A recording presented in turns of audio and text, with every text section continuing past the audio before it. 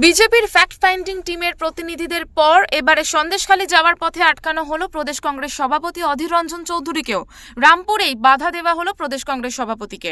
এদিন রাস্তায় বসে পড়ে প্রতিবাদ জানান অধীর রঞ্জন চৌধুরী। কেন এত ভয়, কি লুকোনোর চেষ্টা করছে রাজ্য, এদিন মন্তব্য করতে দেখা যায় প্রদেশ কংগ্রেস সভাপতিকে।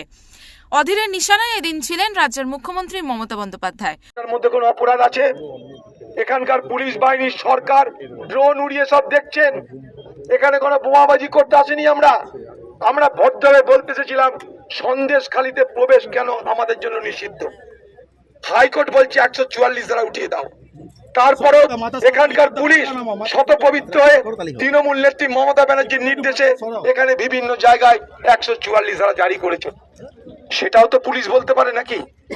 পুলিশের তো উচিত যেখানে ব্যারিকেড করেছেন সেখানে মাইক রাখা, মাইক রেখে বলে দেওয়া যে এখানে 144 ধারা আপনারা এগোবেন না।